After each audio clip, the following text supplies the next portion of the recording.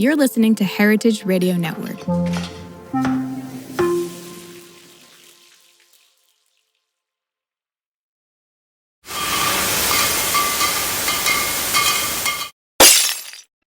Welcome back to the last call segment of the episode. This is Caroline Lamb, joined by Erica and Scott today. We are reviewing a newly released report by 3-Tier Beverages titled 3-Tier Thought Leadership: Spirit Celebrity Brand Trends. Looking at it, of the top 50 celebrity brands, only 16 are currently showing any growth. Tequila, the former darling of the Celeb booze, is seeing decline faster than the category itself. So I'm sitting here thinking, is celebrity still a smart strategy, or has the novelty worn off? I love this topic. I love that 3-Tier did the research and we have data. I'll start by saying that celebrity is not a strategy, right? Celebrities can't ensure that the films that they're in are blockbusters. So, why should we assume that they can do the same with, consumer packaged goods such as alcohol or beverage, right? There are plenty of celebrities that are in movies, and again, they can't ensure the success of a film. Further, this is such a small segment. It garners so much attention, but as the research that 3-Tier put together, celebrity brands are, and I quote here, relatively small contributor to the spirits category with only 5% of the category. So they command a ton of attention, but there are only a handful of successes across the tens of thousands of brands that are out there. So, if I were a brand, I'd keep my eye to what's going on, but I would not hope that a celebrity was going to ensure the success of what I was doing. Yeah. And, I would add that there are success stories. So Ryan Reynolds with Aviation Gin. And then, we heard from Marianne Leitner from Archer Roos and her partnership with Elizabeth Banks that has been incredibly, incredibly successful.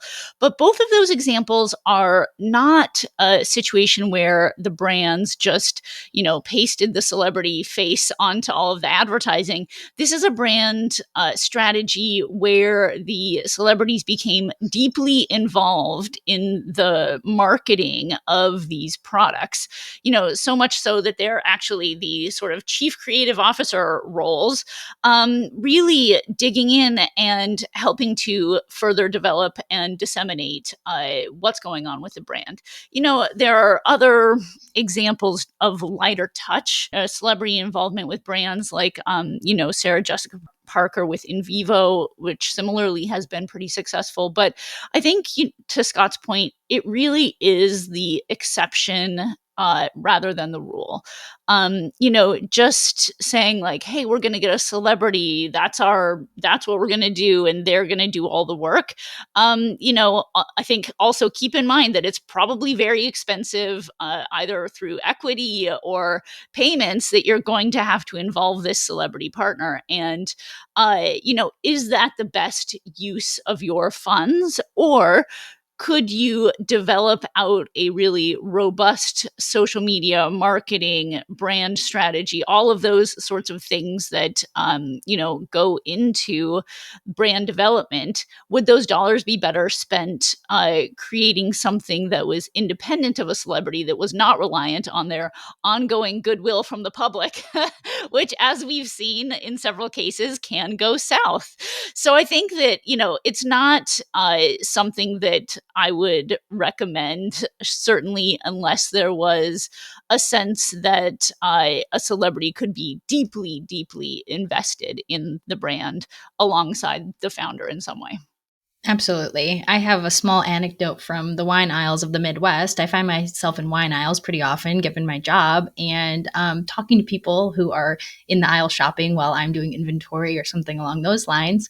The biggest reason that people find themselves looking for a certain wine is based off of typically a friend or family's recommendation, or maybe they've read a blogger that has recommended something with a recipe.